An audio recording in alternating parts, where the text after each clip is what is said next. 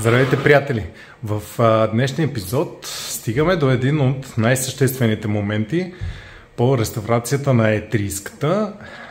Именно ще извадим салона, за да можем да свалим и мокета и отдолу да подготвим за кърпене на припраговете, където има малко изгнило, и след това, разбира се, да я подготвим за боя. Но първо салона. Първо махаме седалките, които отпред са на шпилки, отзад са на болтове, т.е. две гайки и два болта трябва да развием. Както гайките, така и болтовете са 17. След това ще преминем към задната част на средната конзола и след това лека по лека преминаваме напред.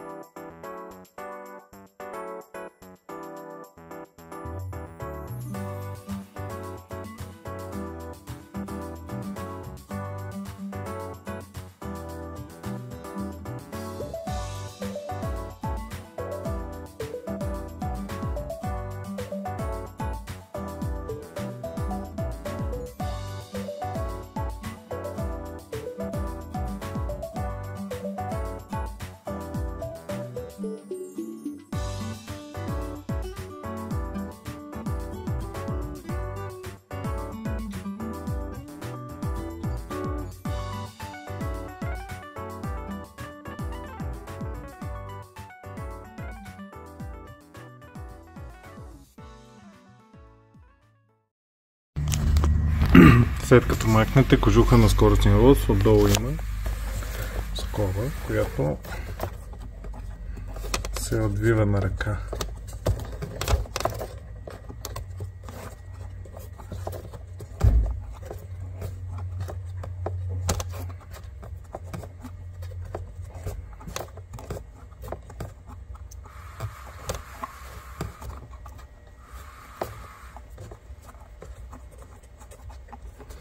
Ето трябва да сменим, може би, защото малко е цъфнал.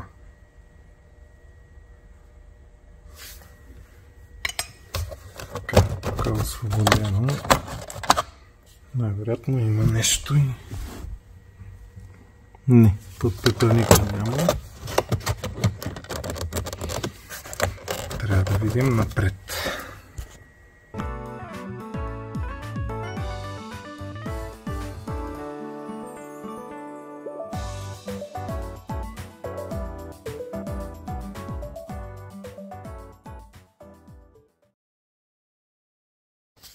Така, тук има още един болт, който държи предната част на таблото.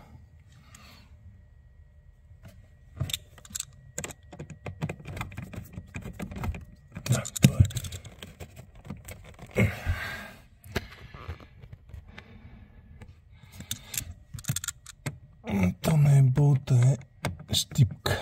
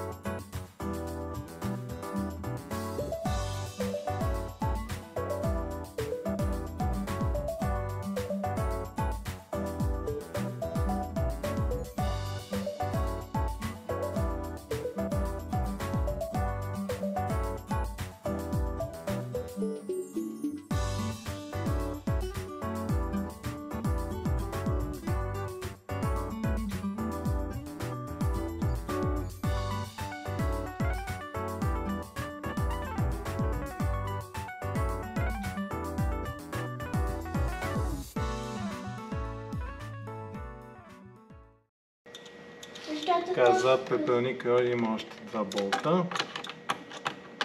Снимаш ли?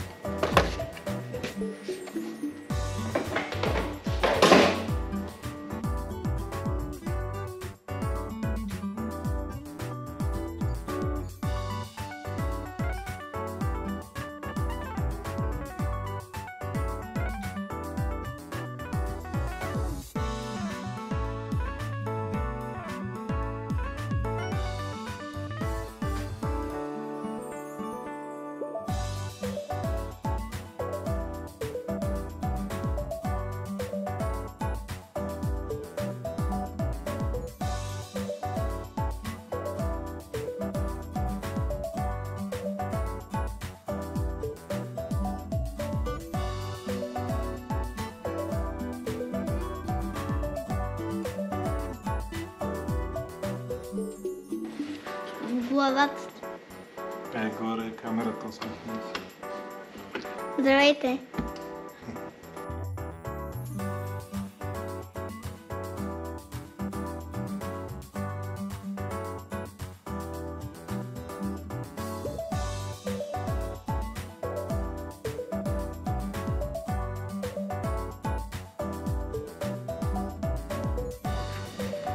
Здравейте, приятели, татко ми Иво е това. Абонирайте се за Cold Sword Shops. Абонирайте се за Тати. Иво. Дайте му лайк с камбанката и всички да го гледат на себе. Чухте ли? Да ми дадете много лайкове на Тати. Точно така, кажи им. Ето, чухте ли? Той много харесва лайкове. Има много гледания. Който е гледал на Cold Sword Shops, който е гледал Cold Sword Shops, да се лайкне за Cold Sword Shops. И лайкнете Little Coldis. И Little Coldis. Това сме Теди и Ема. Аз съм Теди. Ема се вали. Там е навънка. Гледайте видеото. Тати, ти гледал ли си видеото, където изядах един кисел бомбон, после изпих вода, после соки ми стана още по-гадно.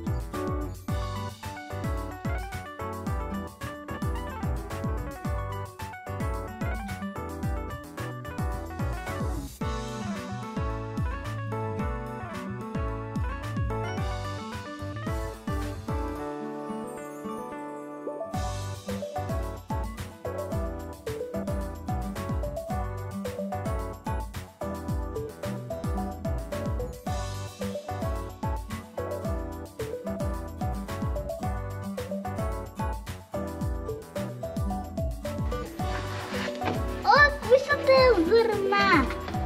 Какви зърна? Тя изпада. Не знам. Татко ми е строител. Не съм строител, бе. Искаш ли монетка? 2 лева. За тебе си, който си я намери. 2 стотинки, тати. Хора, открих 2 стотинки. Открих. Аз за късметче. Сега какво ще правим, тати? Така. И аз като голям ще си мечтая да съм строител. То не е строител, тати. Такова. Виж, сбъдна ти се мечтата. Да. И Влади ми каза, че ще ми се бъдне. Еми да. Този, който строи тати. Тати строи златни. Нали го знаете? Или не го знаете? Знаят го как. Да, и как? Другите видеа. Той помага на тати. И той главно правеше даже. Да, и го научи. И той сега самичък.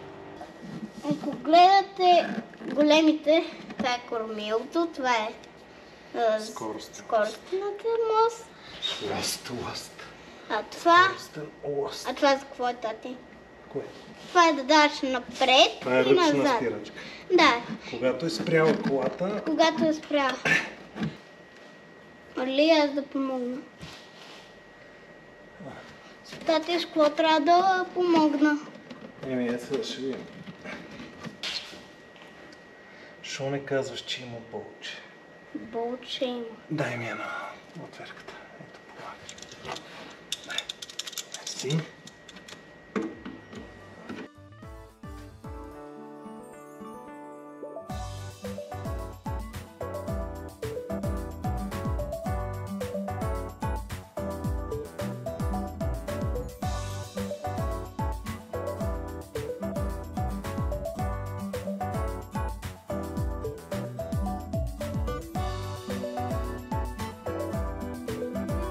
И ако ти кажи на мама да слага обяда.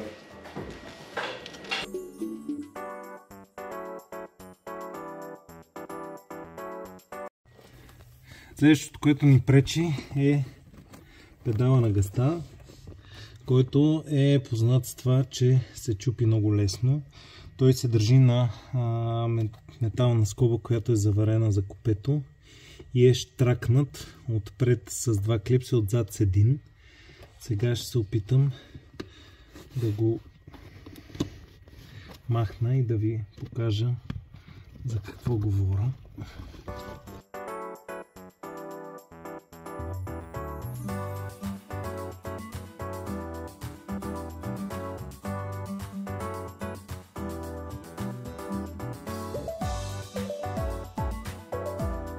Какво имам предвид?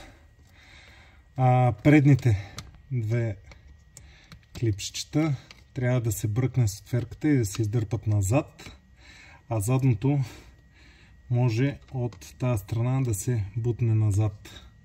Сега единственото, което държи, е с една метална скобичка, която го държи да не излезе. Има една скоба, която може да се извади. Аз вече извадих с клещите и след това педала просто излиза. Сега единственото, може би вече което би ни пречило, ще е, че тук около кормилната колона е завидно, като гледам този мокет вече е махан и е срязано догоре.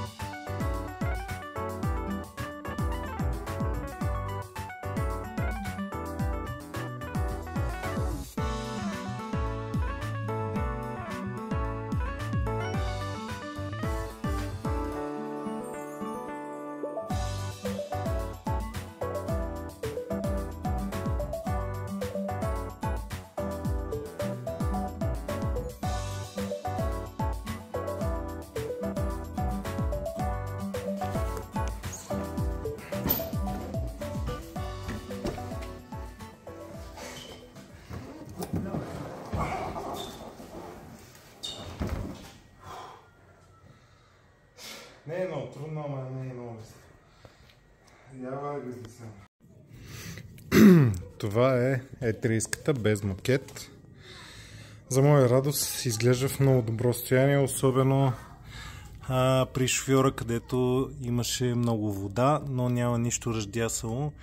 Това обелената боя, която виждате, е върху шумоизолацията, която по някаква причина някой някога е боядисал червено. По принцип си е черна и естествено тази боя няма да задържи върху тази повърхност, която е като гумирана. Но хубавото е, че освен където са отдолу подложките за вдигане на колата и има дупки, както и от тази страна, никъде другаде няма изгнило и сега вече без мокет можем да се заем с кърпенето.